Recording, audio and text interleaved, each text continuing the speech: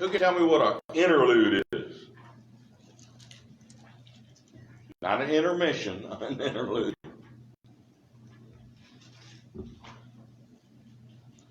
Well, that's what all the scholars call chapter 38. It's an interlude. I'll see if I had anything here. No.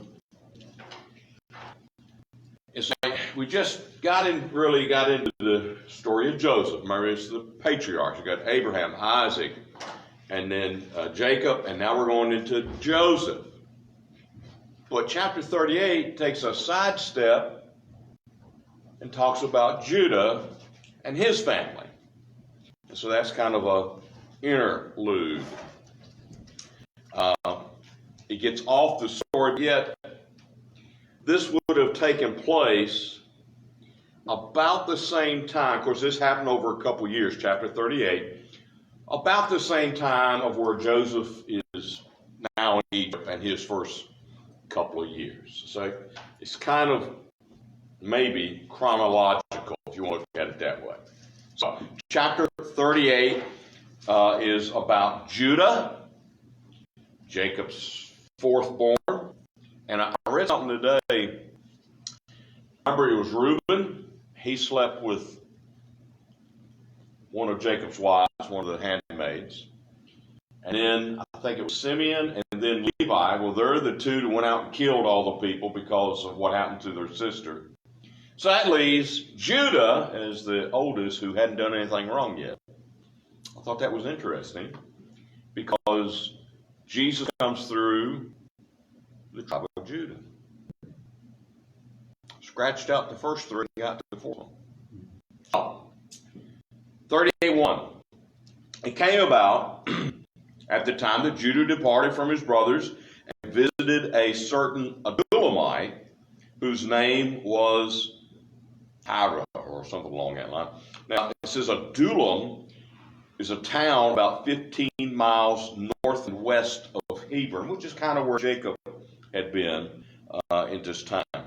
And really, it's not so much that he says, Dad, I'm leaving, but they all have their own little flocks, and so he's taking his up in that direction, and he saw somebody he liked.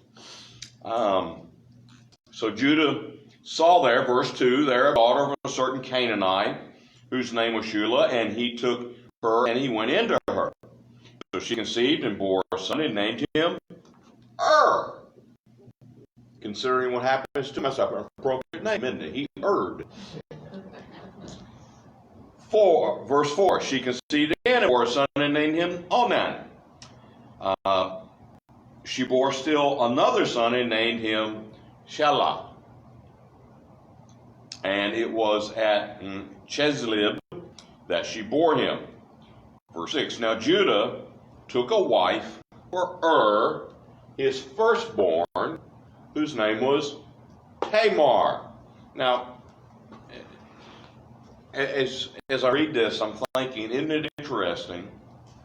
Isaac and Rebekah did not want Jacob, Judah's father, to marry a Canaanite like Esau had. But yet, Jacob's son seemed to be marrying Canaanites. Again, the Bible only tells us what it wants us to know or that we need to know.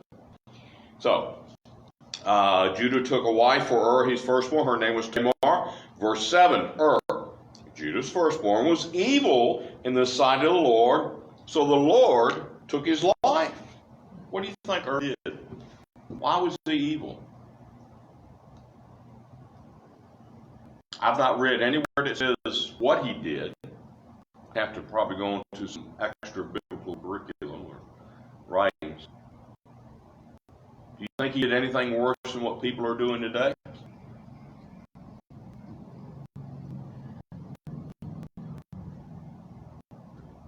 Think about what people do today. We can imagine what he might have done. Huh? God took Er's life. So, is no more. Verse 8, Judah said to Onan, secondborn, go to your brother's wife, perform your duty as a brother-in-law to her, and raise up an offspring for your brother. Now this was, I'm not going to say it was law. It becomes law through the Levitical law under Moses. Well, we got a number of years before Moses comes around. But it was evidently a custom in the area, and that when son married or brother married, no children, that the next in line was to marry, and the firstborn child that she had would be considered the one that died. Does that perfect drawing make sense? Think about Ruth. She marries Naomi's son. He dies. Of course, Naomi has lost husband and two sons. She comes back, and Ruth follows her. She marries Boaz and calls him a kinsman redeemer. Well, essentially, that's what this is. The next closest relative to the deceased, male side, is to be that kinsman redeemer. And the firstborn would carry on the name of the one that's deceased. Name and heritage, extremely important to the Jews. So, Onan, verse 9. Onan knew that the offspring would not be his. So it came about that when he went to his brother's wife, he wasted his seed on the ground in order not to give the offspring to his brother, because the oldest would get about half of daddy's. Well, being there's no oldest, guess who it goes to? His firstborn. Well, if Onan had a child by Tamar, and the firstborn would get all of hers, he'd have to split the rest with his other siblings. But if there is no offspring, guess who gets it all?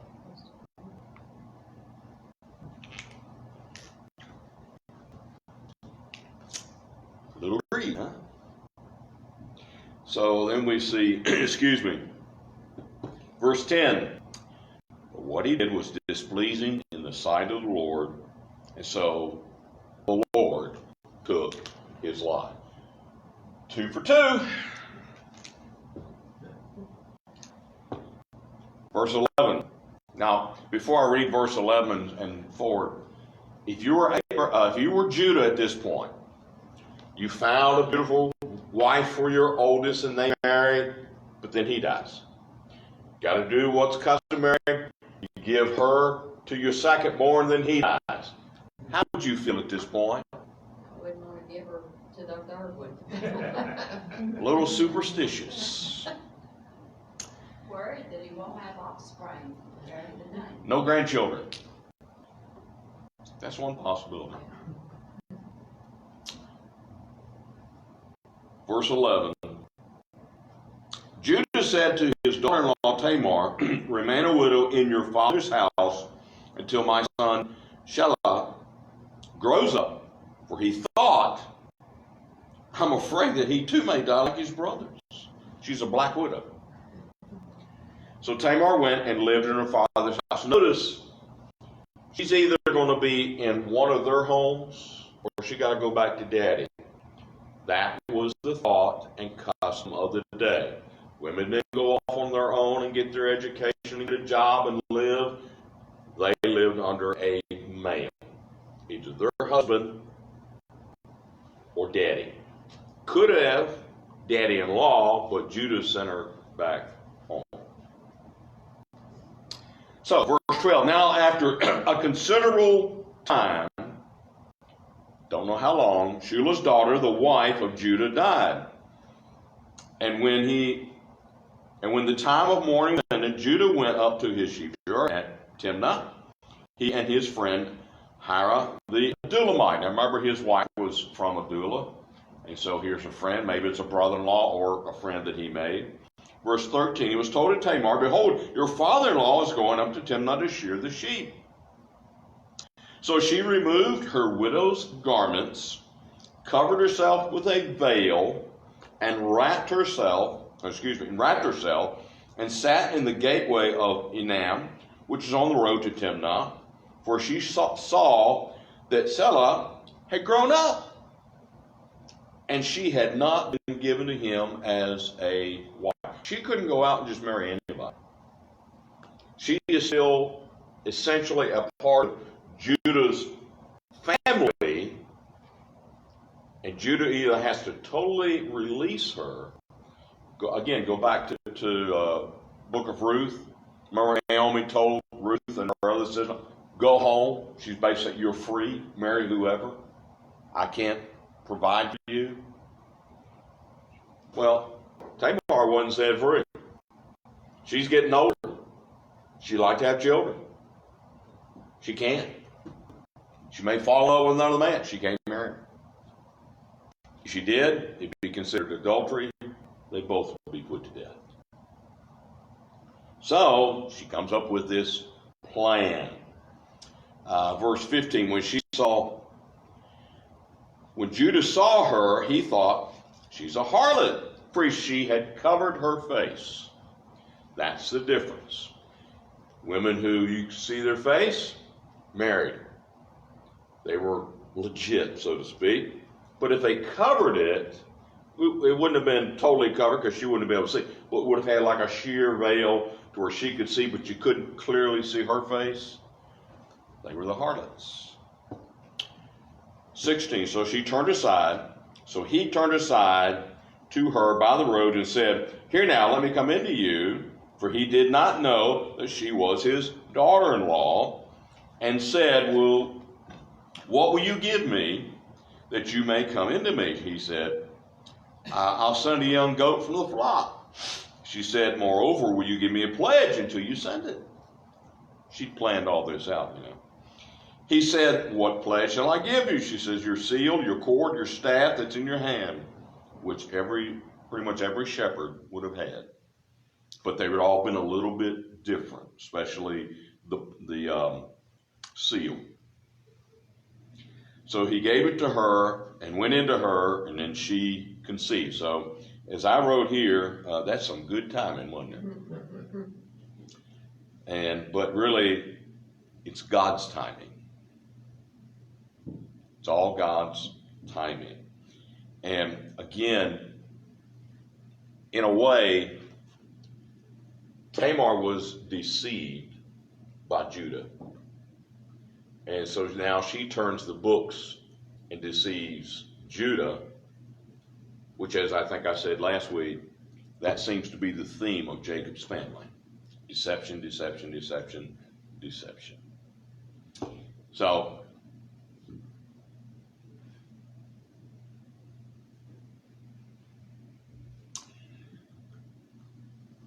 verse 18, he said, what pledge shall I give you? She says, your seal, your cord, your staff, it's in your hand. Gave it to her.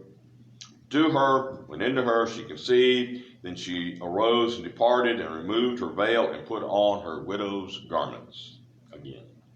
Judah sent the young goat by a friend, the Adulamite, to receive the pledge from the woman's hand. He did not find her. He asked the men of the place, saying, where's the temple prostitute who was by the road of Enam? They said, there's been no temple prostitute here.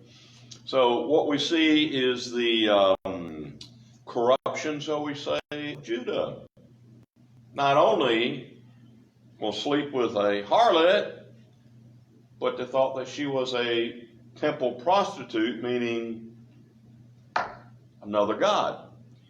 You see, there were some gods, Ephesians had the goddess, was a temple to the goddess of Diana, the goddess of love. You know how they worshipped her? A temple prostitutes. You went to the back room. See, some things don't change. They just don't call them temple prostitutes anymore. All right, so he returned, verse 22, he returned to Judah and said, I didn't find her. Furthermore, the men of the place said, there's not been no temple prostitute her. Judah said, let her keep them, otherwise will become the laughing stock. After all, I sent this young goat by you, but you did not find her. Would you want to be the laughing stock for not paying a harlot that you couldn't find? That's why they went quiet. Verse 24. Now, it was about 3 months later that Judah was informed, 3 months now, your daughter-in-law Tamar has played the harlot, and behold, she is also with child by harlotry.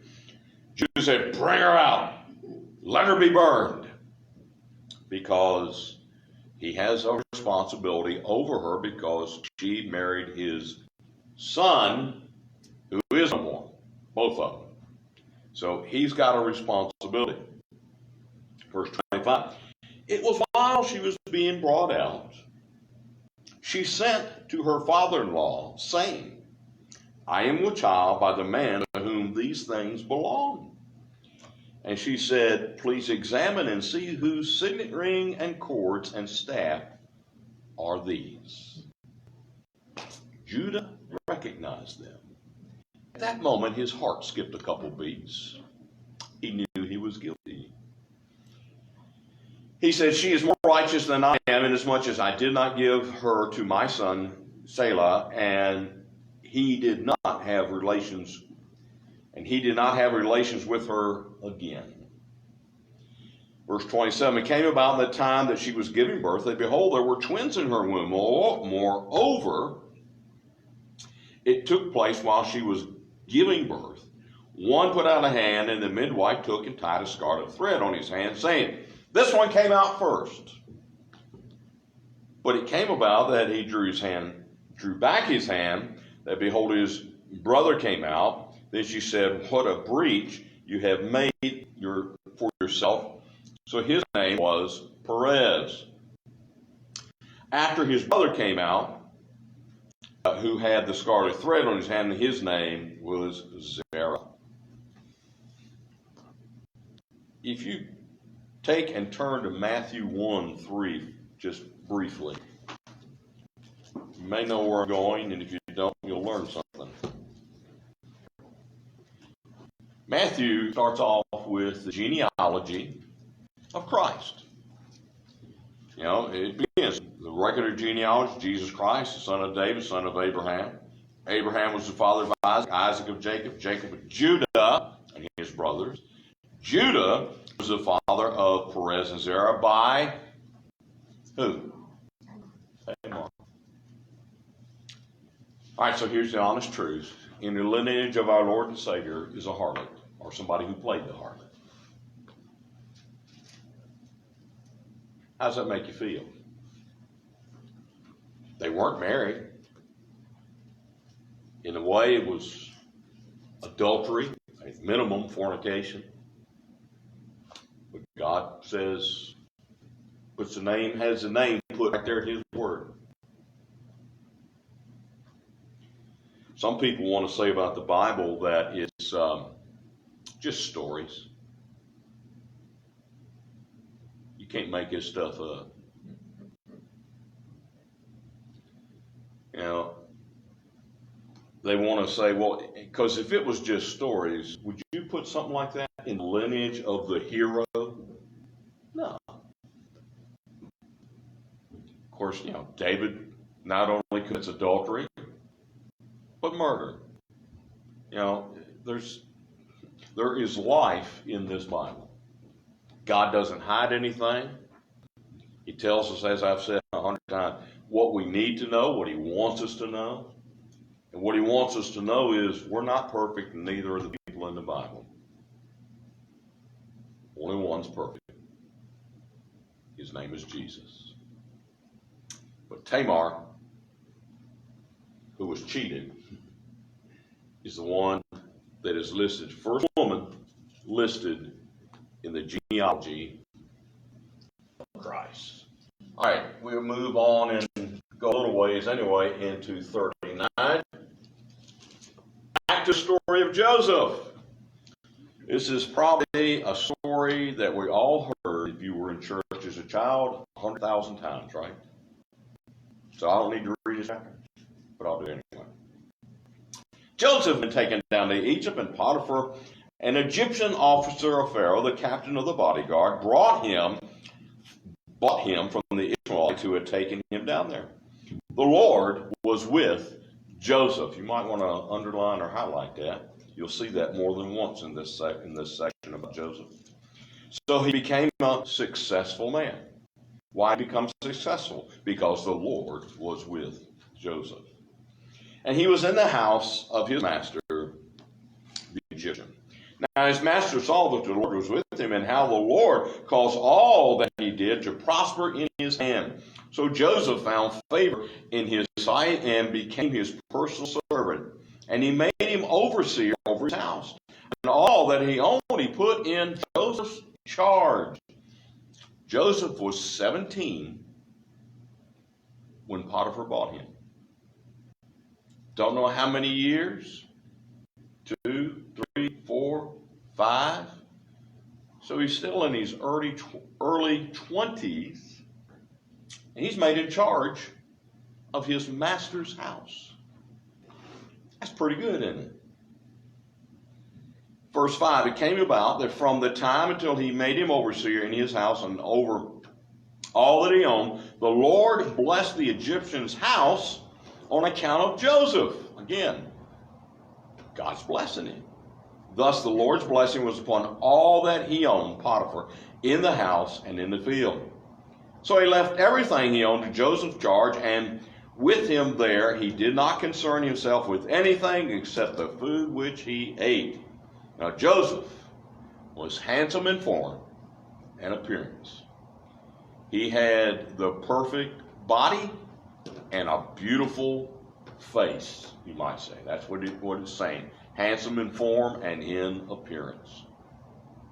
7, it came about after these events that his master's wife looked with desire, or you could put the word lust, at Joseph, and she said, "Lie with me." I'd be willing to bet that if this was happening today, that 99.9% of all males in their early 20s would say, "When?" They jump on it. But Joseph doesn't.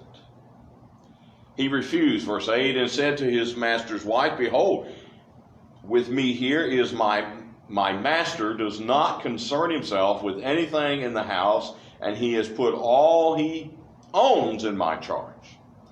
There is no one greater in this house than I, and he has withheld nothing from me except you, because you are his wife."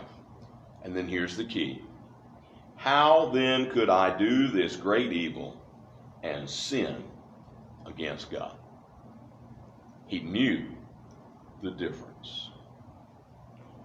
It came about as she spoke to Joseph day after day after day, that he didn't listen to her, to lie beside her, or to be with her.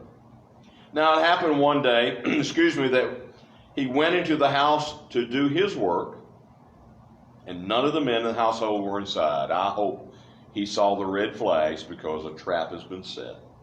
She caught him by the garment and said, "Lie with me." This time I think she meant it. Wasn't an option. He left his garment in her hand, and he fled, and he went outside. Sometimes I've heard people say he ran out naked. Chances are he had a little something around here, but lost his outer garment that he would have been wearing.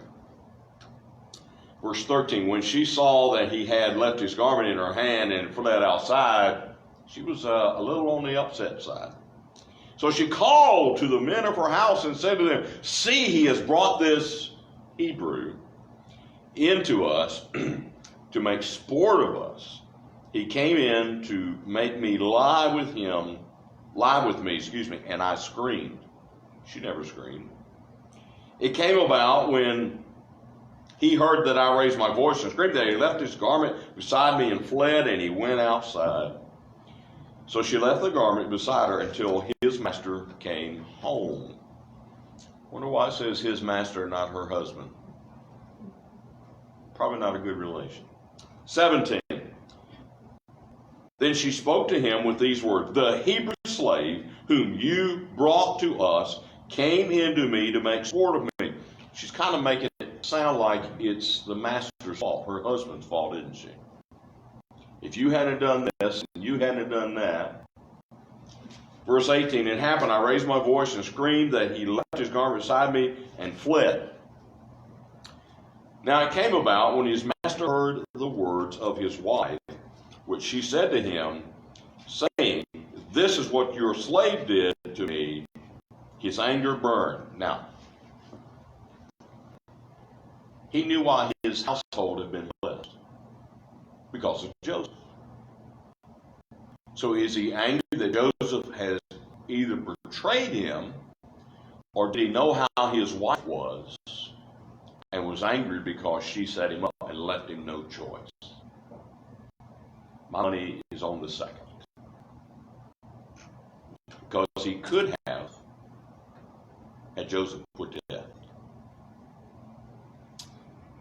Verse 20, so Joseph's master took him, put him into the jail in the place where the king's prisoners were confined, and he was there in the jail, but the Lord again was with Joseph. There's that phrase again. And extended kindness to him, and he gave him favor in sight of the chief jailer. The chief jailer committed to Joseph's charge all the prisoners who were in jail, so that whatever was done there, he was responsible for it. And the chief jailer did not supervise anything under Joseph's charge, because the Lord was with him. And whatever he did, the Lord made prosper. So we'll stop there tonight.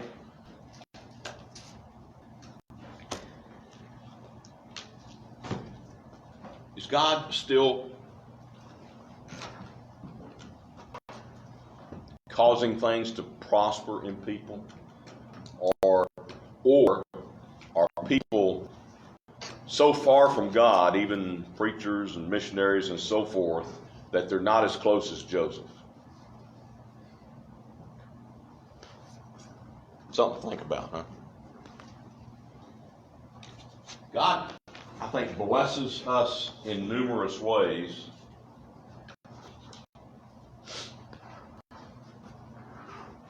But if you go back to Joseph's time and the time that he lived and think about our time, we just have too many distractions.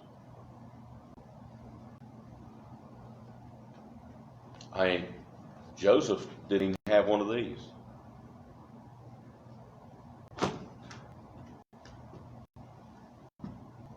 He had to talk to God. You ever been out in the field, just stopped, looked at all the beauty of the earth that God has given us? Joseph, as a shepherd, could have done that just about any day. And you cannot tell me that as his brothers are selling him to be a slave, and then he's bought by Potiphar, at some point Joseph had to go, why, God? But I think he never said, where are you, God? In our lives, how many Christians in the last year have said, where are you, God? God says, well, I'm right here. Talk to me. We have too many distractions. And people in the pew want the pastor to do it all, or the pastor and deacons to do it all. Pastor and deacons want all the people in the pews to do it all. We're too busy waiting on somebody else. I've had missionaries in here. I'm sure you've heard some great stories from missionaries about what life is like, especially in other countries, third world countries. The people there are depend on God. They've placed their faith in Him, and they could be not just arrested but put to death because they only worship God. There are Muslim countries. If you're caught stealing, they'll cut your hand off.